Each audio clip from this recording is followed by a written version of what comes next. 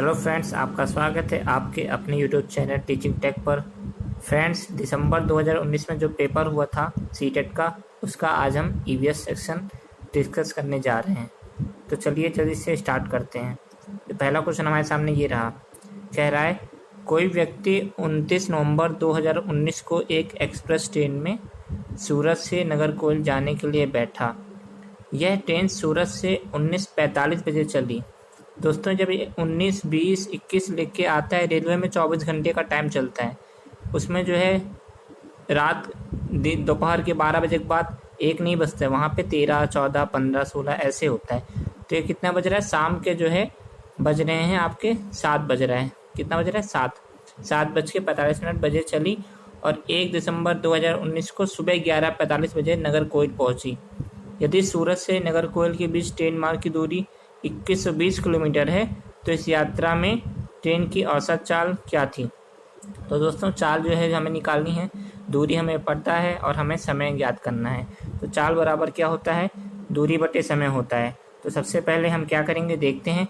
देखिए, ये जो है 29 नवंबर 1945 से 30 नवंबर 1945 तक जो है कितने घंटे हो गए? ये आपके हो गए दोस्तों, ये हो गए 24 घंटे। कितने हो गए? 24 घंटे हो गए। उसके बाद जो है क्या हुआ आपका? उसके बाद आपका बाकी 12 बजने में कितना समय लगा? वो लगा आपका 4 घंटे 15 मिनट लगा। 4 घंटे 15 मिनट लगा। और उसके बाद जो है कितना हुआ? और एक दिन और अगले दिन 11:45 तक जो है कितना समय? 12 बजे से लेकर 11:45 तक कितना समय हुआ होगा? तो हुआ होगा 11:45 लगा होगा। ये टोटल जोड़ने पे कितना आ गया? ये टोटल जोड़ने पे आ गया आपका 39 जो है घंटे 60 मिनट, यानी कितना मिनट लगा? 40 घंटे। 40 घंटे आपका टोटल जो है समय लगा। हमें दूरी कितनी दे रखी है? दूरी 2120 दे रखी है। तो क्या करेंगे? 2120 बट्टे कितना? 40। ये आपका कट के आ गया कितना? 53 आ गया। कितना आ गया दोस्तों? 53। तो हमारा जो राइट आंसर क्या होगा? हमारा राइट आंसर होगा पहले का 53। 53 इज द राइट आंसर। चलिए दोस्तों, अगला क्वेश्चन देखते हैं। अगला क्वेश्चन हमसे क्या कह रहा है कि निम्नलिखित में से कौन अंतर्राष्ट्रीय ख्याति प्राप्त वेट लिफ्टर है? तो इसमें से सुनीता विलियम्स, बछेंद्री पाल, सूर्यमणि या फिर कर्णम मल्लेश्वरी। तो इसमें से जो सही आंसर है हमारा कौन सा होगा दोस्तों? Karnam Malleswari is the right answer. Karnam Malleswari जो है वो एक अंतर्राष्ट्रीय ख्याति प्राप्त वेट लिफ्टर है। बछेंद्री पाल जो है एवरेस्ट पर चढ़ने वाली भारत की पहली महिला हैं।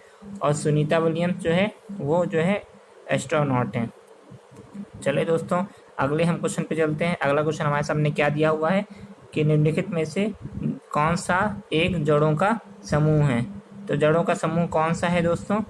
तो जो है चुकंदर, आलू, अदरक। आलू आपको पता है तना होता है। गाजर, हल्दी, अदरक। यहाँ पे भी हल्दी आपको पता है क्या है? हल्दी एक जो है तना है। शकरकंद, मूली और हल्दी, फिर हल्दी एक तना आ गया। तो चौथा ऑप्शन ही बचा हमारे पास, गाजर, चुकंदर और मूली। ये तीनों दोस्तों क्या हैं? ये तीनों जो है हमारे जड़ हैं। ये जड़ों का एक समूह है। अगला क्वेश्चन हमारे सामने जो है आ रहा है। अगला क्वेश्चन हमारे सामने जो है वो है रेगिस्तानी ओक नाम का एक पेड़ है जो कहाँ पाया जाता है? अबू धाबी में, ऑस्ट्रेलिया में, राजस्थान के रेगिस्तानों में, संयुक्त अरब अमीरात के रेगिस्तानों में। तो हमारा जो है राइट आंसर कौन सा हो जाएगा?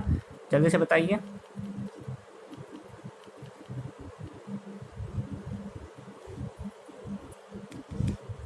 तो हमारा जो है राइट आंसर जो हो जाएगा वो हो जाएगा आपका ऑप्शन बी।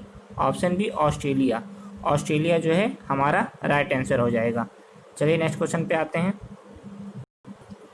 लिखा हुआ है निपेंथिस वह पौधा जो शिकार करता है के विषय में नीचे दिए गए कथनों पर विचार कीजिए।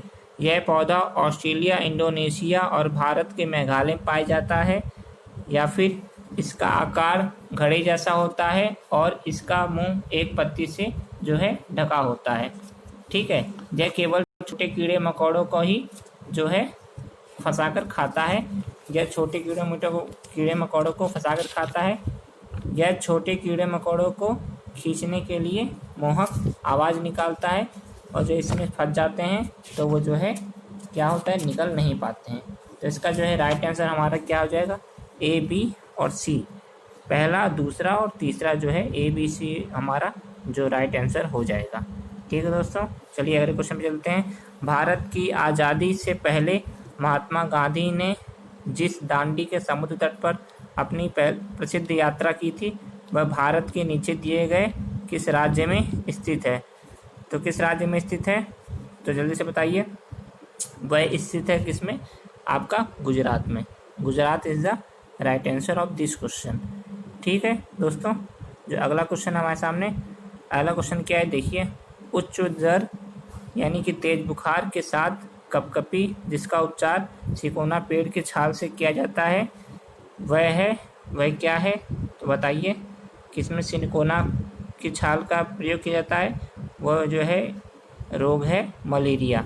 मलेरिया में क्या होता है कि जो है सिकोना पेड़ की छाल का प्रयोग किया जाता है। नेक्स्ट क्वेश्चन हमसे क्या कह रहा है, नेक्स्ट क्वेश्चन देखिए आप क्या कह रहा है। नेक्स्ट क्वेश्चन हमसे कह रहा है, किसी डॉक्टर का जो है घर है, किसी डॉक्टर के घर एक्स पर स्थित है तथा उसका अस्पताल वाई पर स्थित है। ठीक है, डॉक्टर के घर से अस्पताल जाने के लिए जो है कोई भी सीधी सड़क जो है वो नहीं है। ठीक है, अतः डॉक्टर ए पर जाते हैं जो एक्स के पूर्व में 600 मीटर की दिशा दूरी पर है। ठीक है, तो देखिए किस तरह से जा रहे हैं। ये मान लीजिए डॉक्टर यहाँ पे ए है आपका, यहाँ पर क्या है, यहाँ पर ए है। ठीक है, यहाँ पर ए है, यहाँ से डॉक्टर चलना प्रारंभ कर रहे हैं। 600 मीटर की दूरी पर पहले ये चलते हैं। कितने मीटर की दूरी पर चलते हैं? ये 600 मीटर की दूरी पर चलते हैं। उसके बाद जो है क्या होता है, ये 400 मीटर 450 मीटर, कितना 450 मीटर की दूरी पर ठीक दक्षिण में जाते हैं। दक्षिण में आप नीचे चले आएंगे, ये 450 मीटर आप यहाँ पर आ गए, 450 मीटर आप यहाँ पर आ गए। ठीक है, दक्षिण में आ गए। उसके बाद जो है क्या है, फिर वह सी पर जाते हैं जो बी के ठीक पश्चिम में 120 किलोमीटर दूरी पर है। तो क्या है, 120 किलोमीटर की दूरी पर ये आ गए, इधर से पश्चिम में कितना आ गए, 120 किलोमीटर की दूरी पर आ गए। ठीक है, अंत में वह वाई पर अपने अस्पताल पर पहुंचते हैं जो सी के ठीक उत्तर में 90 मीटर की दूरी पर है। तो 90 मीटर की दूरी मान लीजिए हम इतना है, तो ये है 90 मीटर की दूरी कहाँ पर है, ये उत्तर में आपका। तो कितना हो गया ये यहाँ पर जो है आपका जो है अस्पताल जो है कहाँ पर हो गया, आप अपने अस्पताल पहुँचे हैं, अस्पताल यहाँ पर हो गया जो आपका वाई पर स्थित है। किस पे? ठीक है, तो अस्पताल जो है क्या बोल रहे हैं कि जो अंत में वह वाई पर अपने अस्पताल पहुँचते हैं जो सी के ठीक उत्तर में 90 मीटर की दूरी पर है। ठीक है, सी पर पहुँच गए। अब जो है अस्पताल के सापेक्ष डॉक्टर के घर की सही दिशा क्या है? तो ये अस्पताल है आपका, ये अस्पताल हो गया, ये पोर्शन आपका अस्पताल हो गया। तो अस्पताल से जो है डॉक्टर के घर कहाँ पर है, ये है उत्तर पश्चिम में। कहाँ पर है ये आपका ये डायरेक्शन हो गया। तो ये कौन सा एरिया होता है, ये होता है उत्तर पश्चिम। तो उत्तर हमारा क्या हो जाएगा, उत्तर पश्चिम इज द राइट आंसर हमारा हो जाएगा। अगला क्वेश्चन चलिए देखते हैं। चेराव नाच कहाँ के लोग करते हैं? जो चेराव जो है नाच है वो कहाँ के लोग करते हैं? झारखंड, मिजोरम, मणिपुर या मेघालय? तो हमारा राइट आंसर क्या हो जाएगा, मिजोरम के लोग जो है चेराव नाच करते हैं। अगला क्वेश्चन हमसे क्या कह रहा है देखते हैं। अगला क्वेश्चन देखिए हमसे क्या कह रहा है। अगला क्वेश्चन कह रहा है कि तमिलनाडु के निकटवर्ती राज्य कौन कौन से हैं? तो तमिलनाडु जो है के निकटवर्ती राज्य कौन कौन से हैं? तो हमारा ऑप्शन आंध्र प्रदेश, उड़ीसा, कर्नाटक, केरल, आंध्र प्रदेश, महाराष्ट्र, कर्नाटक, छत्तीसगढ़, केरल, आंध्र प्रदेश, केरल, कर्नाटक। तो हमारा सही जवाब क्या हो जाएगा, आंध्र प्रदेश, कर्नाटक और केरल। ये देखिए ये है आपका। ठीक है, तमिलनाडु ये रहा, यहाँ पे आपका ये आपका तमिलनाडु है। तो तमिलनाडु ये रहा, तो ये आपका केरल है। देखिए ये आपका केरल है। ठीक, ये आपका जो है कर्नाटक यहाँ पर है, यहाँ पर कर्नाटक है, यहाँ पर है, यहाँ पर आपका आंध्र प्रदेश है। तो जो है आंध्र प्रदेश, केरल और कर्नाटक जो है ये आपका जो है सही जवाब हो जाएगा। ठीक, चलिए नेक्स्ट क्वेश्चन पे चलते हैं। नेक्स्ट क्वेश्चन हमसे क्या कह रहा है देखते हैं। एनसीआर 2005 के अनुसार निम्नलिखित में से क्या प्राथमिक स्तर पर पर्यावरण अध्ययन शिक्षण का उद्देश्य नहीं होना चाहिए? ठीक है। विशेषता प्राकृतिक पर्यावरण के प्रति बच्चों की जिज्ञासा एवं सृजनात्मकता को बढ़ावा देना, अवलोकन, वर्गीकरण और निष्कर्ष निकालने आदि प्रक्रियाओं के माध्यम से बुनियादी संज्ञानात्मक और गद्यात्मक कौशल प्राप्त करने के लिए खोजबीन से जुड़ी और हाथों से करने वाले कार्यों में बच्चों का संलग्न होना, ये भी होना चाहिए। पहला ऑप्शन भी सही है आपका। प्राकृतिक, सांस्कृतिक व सामाजिक पर्यावरण के बीच संबंधों को पहचानने व समझने में बच्चों को प्रशिक्षित करना, ये भी करना चाहिए। पर्यावरण समझ के द्वारा बच्चों में सटीक संख्यात्मक कौशलों का विकास करना, तो बच्चों में जो है कोई चीज़ सटीक करवाना ये कोई जो है सही चीज़ नहीं है। तो हमारा जो ऑप्शन हो जाएगा आपका option 4 is the right answer of this question. अगला क्वेश्चन हमसे क्या कह रहा है कि पर्यावरण अध्ययन कक्षाओं 3 से 5 के लिए एक विषय क्षेत्र है जो संकलित क्या करता है। ठीक है दोस्तों, अगला क्वेश्चन हमसे कह रहा है, तो ऑप्शन इसके क्या क्या है? ऑप्शन है विज्ञान की अवधारणाओं और मुद्दों को, पर्यावरण शिक्षण, सामाजिक अध्ययन और विज्ञान की अवधारणाओं और मुद्दों को, विज्ञान और सामाजिक विज्ञान की अवधारणाओं और मुद्दों को। चौथा ऑप्शन है पर्यावरणीय शिक्षा, सामाजिक अध्ययन, पर्यावरणीय शिक्षा और विज्ञान की अवधारणाओं और मुद्दों को। तो जो है इसमें जो ऑप्शन सही हो जाएगा वो होगा आपका ऑप्शन नंबर बी, पर्यावरण शिक्षा, सामाजिक अध्ययन और विज्ञान की अवधारणाओं और मुद्दों को कक्षा 3 से 5 के लिए जो है संकलित किया जाता है। चलिए अगला क्वेश्चन देखते हैं। अगला क्वेश्चन हमसे क्या कह रहा है? अगला क्वेश्चन कह रहा है कि निम्नलिखित में से क्या पर्यावरण अध्ययन के संदर्भ में सही है? पर्यावरण अध्ययन एक विषय है जो कक्षा 1 से 5 तक की कक्षाओं में पढ़ाया जाता है। तो ये जो है गलत जवाब है, 1 से नहीं पढ़ाया जाता है, जो है क्या नाम है, कक्षा 1 और 2 में पढ़ाया जाता है, 3, 4, 5 में नहीं पढ़ाया जाता है। कक्षा 1 और 2 की कक्षाओं के लिए भाषा और गणित के माध्यमों से पर्यावरण अध्ययन पढ़ाया जाता है। 2, 3 और 4 की कक्षाओं के लिए पर्यावरण अध्ययन से जुड़े मुद्दों को भाषा और गणित के माध्यम से पढ़ाया जाता है। 1 और 2 तक की कक्षाओं के लिए पर्यावरण अध्ययन से जुड़े मुद्दे और सामाजिक विज्ञान के द्वारा पढ़ाया जाता है। जो आपका सही ऑप्शन हो जाएगा वो क्या हो जाएगा?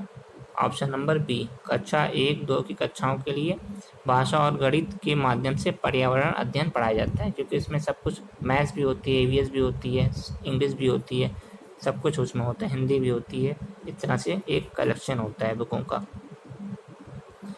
चलिए जो अगला क्वेश्चन हमसे क्या कह रहा है, बच्चों को पर्यावरण अध्ययन को सीखने के लिए खोजने के द्वारा पर्याप्त समय दिया जाता है, यह इंगित करता है कि पर्यावरण अध्ययन याद करके सीखा जा सकता है। तो क्या याद करके सीखा जा सकता है? बिल्कुल नहीं, ऐसा नहीं है। पर्यावरण अध्ययन सूचनाओं के द्वारा सीखा जा सकता है।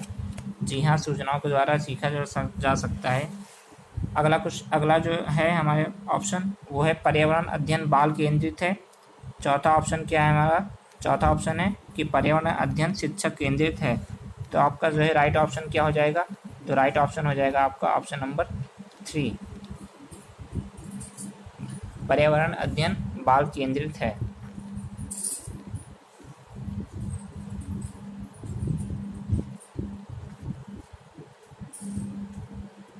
तो बाल केंद्रित हमारा जो है सही ऑप्शन हो जाएगा।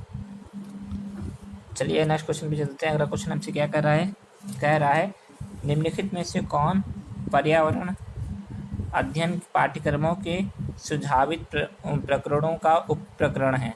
तो कौन सा ऑप्शन इसमें सही हो जाएगा? इसमें ऑप्शन नंबर हो जाएगा बी, सी, जानवर जो है वो जो है पाठ्यक्रम के सुझावित प्रकरणों का उपकरण है। चलिए नेक्स्ट क्वेश्चन पे चलते हैं। नेक्स्ट क्वेश्चन हमसे क्या कह रहा है कि निम्नलिखित में से क्या पर्यावरण अध्ययन के शिक्षक के लिए वांछनीय गतिविधि है? क्या वांछनीय गतिविधि है? विभिन्न कक्षाओं के बहुसांस्कृतिक क्षेत्र को संबोधित करना, पर्यावरण अध्ययन की अवधारणाओं से संबंधित महत्वपूर्ण सूचनाओं को बच्चों को देने के लिए प्रेरित करना, पर्यावरण अध्ययनों के 6 प्रकरणों का रेखीय आयोजन करना, केवल पाठ्य पुस्तकों पर आश्रित रहना।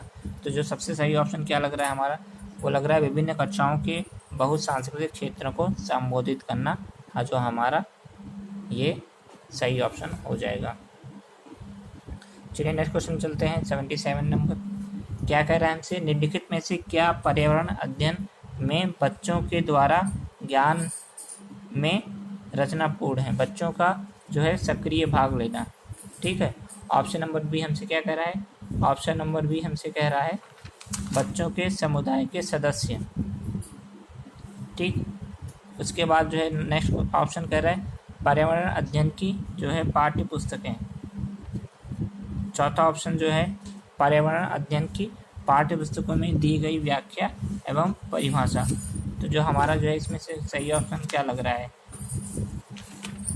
सही ऑप्शन हमें क्या लग रहा है, सही ऑप्शन लग रहा है ऑप्शन नंबर सक्रिय भाग लेना सही है। बच्चों के समुदाय के सदस्य, पर्यावरण अध्ययन की पाठ्य पुस्तकें नहीं सही है। पर्यावरण अध्ययन की पाठ्य पुस्तकों में दी गई व्याख्या और परिभाषा भी सही नहीं है। तो हमारा ऑप्शन नंबर ए, बी और सी सही हो जाएगा। कौन सा ऑप्शन नंबर सही हो जाएगा, ए, बी और सी जो है वो हमारा ऑप्शन सही होगा। नेक्स्ट क्वेश्चन जो देखते हैं, बच्चों को पर्यावरण अध्ययन सीखने में प्रभावशाली तरीके से जोड़ा जा सकता है। कैसे जोड़ा जा सकता है, वृत्तांत के द्वारा, कहानियों के द्वारा। वृत्तांत का तो घूमना होता है, घूमना फिरना टहलना। कहानियों के द्वारा, शिक्षक के द्वारा अवधारणाओं की प्रभावशाली व्याख्या, या फिर शिक्षक के द्वारा अवधारणाओं का प्रभावशाली प्रदर्शन और व्याख्या। तो जो सबसे प्रभावशाली तरीका है जोड़ने का वो कहानियों के माध्यम से और जो है वृत्तांत के माध्यम से। जो ऑप्शन नंबर ए और बी जो है हमारा सही आंसर हो जाएगा। नेक्स्ट क्वेश्चन देखिए हमसे क्या कह रहा है कि पर्यावरण अध्ययन के शिक्षकों के द्वारा बच्चों को जानवरों का अवलोकन और उनका चित्र बनाने को प्रेरित करने का उद्देश्य क्या है। बच्चों में सृजनात्मकता का विकास करना, बच्चों में अवलोकन और रचना कौशलों का विकास करना, बच्चों में सौंदर्यात्मक संवेदना का विकास करना। तो इसमें जो है ऑप्शन जो है सृजनात्मकता का विकास करना तो सही बात है। बच्चों में अवलोकन और रचना कौशल का भी विकास किया जा सकता है। बच्चों में सौंदर्यगत संवेदना का विकास करना भी सही जवाब है। तो ऑप्शन नंबर ए, बी और सी जो है वो तीनों ऑप्शन हमारा सही हो जाएगा। जो अगला क्वेश्चन देखिए हमसे क्या कह रहा है। अगला क्वेश्चन हमसे कह रहा है कि पर्यावरण अध्ययन में शिल्पकला और चित्रकला को समूह में करके सीखने पर बल दिया जाता है, क्योंकि कक्षा की अनुशासनहीनता को रोकने के लिए समूह में सीखना शिक्षकों के लिए एक बहुत आसान और बहुत प्रभावशाली युक्ति है। ठीक है, इस पे तो बल दिया नहीं जा सकता। समूह में सीखना सहपाठी द्वारा सीखने को प्रोत्साहित करता है। हाँ, ये बात कहीं काफ़ी हद तक सही है। समूह में सीखना कक्षा में सामाजिक अंतरक्रिया को बेहतर करता है, ये भी सही है। समूह में सीखना पर्यावरण अध्ययन के पाठ्यक्रम को समय पर पूरा करने में सहायता करता है। तो जो है हमारा इसमें से जो ऑप्शन जो है सही लग रहा है वो है ऑप्शन नंबर बी और सी हमारा राइट आंसर हो जाएगा। चलिए अगला क्वेश्चन करते हैं। अगला क्वेश्चन हमसे कह रहा है कि निम्नलिखित में से क्या पर्यावरण अध्ययन को सीखने का सबसे प्रभावशाली संसाधन है। तो प्रभावशाली संसाधन क्या क्या है देखते हैं। परिवार के सदस्य, जी हाँ, परिवार के सदस्य जो सबसे पहले, परिवार जो सबसे पहला टीचर होता है, माँ बाप सबसे पहले टीचर होते हैं। समुदाय के सदस्य, आस पड़ोस आपका समुदाय, वो भी सीखने में काफ़ी जो है सहायक होता है। समाचार पत्र भी सहायक होता है। और चौथा कक्षा। ठीक है, तो सबसे प्रभावशाली जो कक्षा में तो आप सीखते हैं, लेकिन इसके अलावा जो प्रभावशाली तरीके से आप जो है कैसे सीखेंगे, और परिवार के सदस्य, समुदाय के सदस्य और समाचार पत्रों के माध्यम से। चलिए अगला क्वेश्चन देखते हैं। अगला क्वेश्चन हमसे क्या कह रहा है। अगला क्वेश्चन हमसे कह रहा है कि निम्नलिखित सीखने के सिद्धांत का पर्यावरण अध्ययन में अनुसरण होता है। सीखने का सिद्धांत का वैश्विक से स्थानीय, अमूर्त से मूर्त, अज्ञात से ज्ञात या फिर ज्ञात से अज्ञात।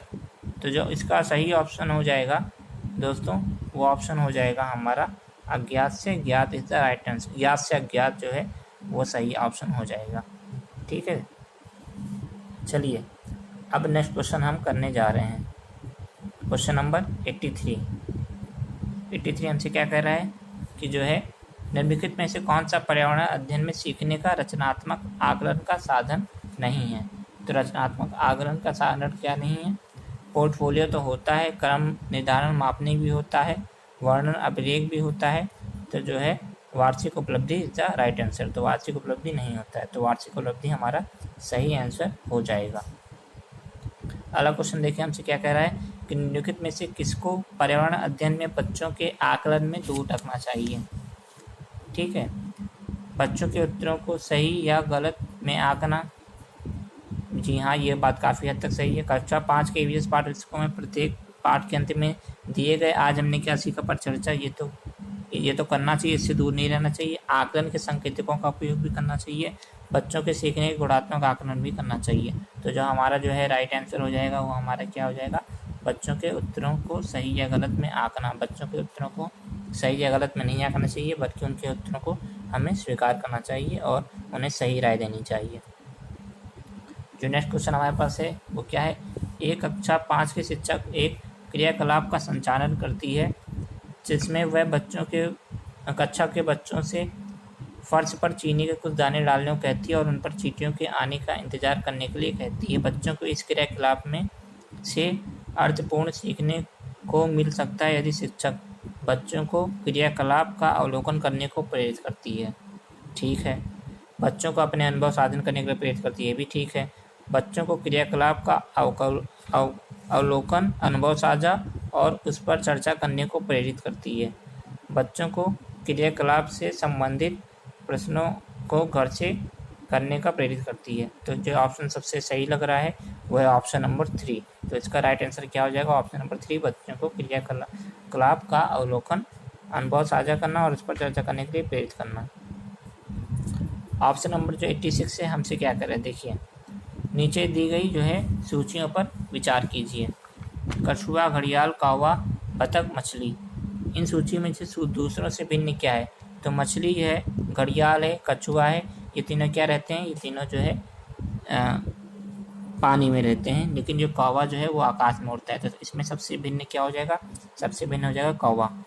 अगला क्वेश्चन जो है हमारा क्या है, देखिए एक कॉलम दे रखा है जिसमें जो है शहर और राज्य के नाम लिखे हुए हैं और भोजन जो है अत्यधिक भोजन जो पसंद किया जाता है उसकी बात की जा रही है। तो देखिए सबसे पहले हांगकांग दे रखा है, तो हांगकांग के लिए क्या सही है, हांगकांग जो है वो आपका पाया जाता है। हांगकांग में क्या है, पकाया हुआ सांप लोग खाते हैं। क्या खाते हैं, पकाया हुआ सांप खाते हैं। उसके बाद केरल में क्या होता है, केरल में जो है किसी भी कड़ी के साथ उबला जो है टैपिकोबा लोग खाते हैं। तो बी का ऑप्शन नंबर 1 हो जाएगा। ऑप्शन नंबर सी जो है, सी का क्या हो जाएगा, सरसों के तेल में भरी मछली जो है कहाँ खाया जाता है, वो आपको खाया जाता है कश्मीर में। चौथा जो है गोवा ऑप्शन है, गोवा में क्या होता है कि नारियल के तेल में बनी समुद्र की मछली जो है वो खाई जाती है। तो इसमें जो है ऑप्शन ए का हो जाएगा 5th, बी का फर्स्ट, सी का सेकंड और डी का थर्ड। तो ऑप्शन नंबर इसमें कौन सा सही लग रहा है, इसमें ऑप्शन नंबर बी सही लग रहा है। तो ऑप्शन नंबर बी का वो राइट आंसर हो जाएगा। अगला क्वेश्चन क्या है कि नीचे दिए गए पक्षियों की कौन सी प्रजाति झटके से अपनी गर्दन आगे पीछे करती है। तो जो झटके से जो आगे पीछे गर्दन करती है, उल्लू, कौवा, बसंत गौरी या मैना। तो उल्लू है वो 360 लगभग अपने जो है गर्दन को घुमा लेती, लेकिन झटके से आगे पीछे नहीं करती है। तो उसका आंसर सही हो जाएगा मैना। मैना जो है वो अपनी गर्दन जो है झटके से आगे पीछे करती है। चलिए अगला क्वेश्चन देखते हैं। अगला क्वेश्चन हमारे सामने दे रखा है, घरों के नीचे दिए गए विवरणों पर विचार कीजिए। राजस्थान के गांव में लोग मिट्टी के घरों जिसमें छत कटीले झाड़ियों की होती हैं रहते हैं। उसके बाद जो है मनाली जो है हिमाचल प्रदेश के घर बांसों के खंभों पर बनाए जाते हैं। लेह में पत्थर के 2 मंजिले घर बनाए जाते हैं, नीचे के मंजिले पर जरूरत का सामान और जो है जो जानवरों को रखते हैं। तो राजस्थान में गांव के लोग जो है कटीली झाड़ियों का इस्तेमाल करते हैं, मिट्टी के घरों का इस्तेमाल करते हैं, ये जवाब सही है। ठीक है, मनाली में जो है बांसों का नहीं, असम में जो है वो बांसों का प्रयोग किया जाता है। और लेह में पत्थर के 2 मंजिले घर बनाए जाते हैं। नीचे की मंजिले पर ज़रूरत का सामान और जानवर को रखते हैं। तो ऑप्शन नंबर ए और सी इसमें सही है। तो इसमें कौन सा आंसर हो जाएगा आपका? ऑप्शन नंबर सी या 3 सही हो जाएगा। ए और सी जो है सही हो जाएगा। ठीक है, आज का हमारा अगला और आखिरी क्वेश्चन पे चलते हैं। अगला क्वेश्चन जो है दे रखा है, आखिरी क्वेश्चन हमारा, हाथियों के विषय में ये चीज़ें दिए गए कथनों पर विचार कीजिए। तो हाथी बहुत आराम करते हैं, यह जो है एक दिन में 2 से 4 घंटे ही सोते हैं। तो जो है 2 से 4 घंटे सोते हैं, सही जवाब है ये। एक बड़ा हाथी एक दिन में 200 केजी से अधिक पत्ती खा लेता है, ये भी सही जवाब नहीं है। 100 केजी ज़्यादा खाता है, 200 से अधिक नहीं खाता है। इन्हें पानी और कीचड़ में खेलना बहुत भाता है, इससे इनके शरीर को ठंडक मिलती है, ये भी सही जवाब है। किसी हाथियों के झुंड में सबसे बुजुर्ग हथनी ही सभी फैसले लेती है, ये भी इसका जो है वो सही जवाब है। तो इसका जो राइट आंसर हो जाएगा हमारा सी, डी और A, option number 3 is the right answer. तो दोस्तों आज के क्लास में इतना ही। आई होप आपको क्लास पसंद आया हो। आगे जो है और भी पेपर्स देखने के लिए आप बने रहे टीचिंग टेक पर। तब तक के लिए जो है वो दोस्तों नमस्कार, जय हिंद।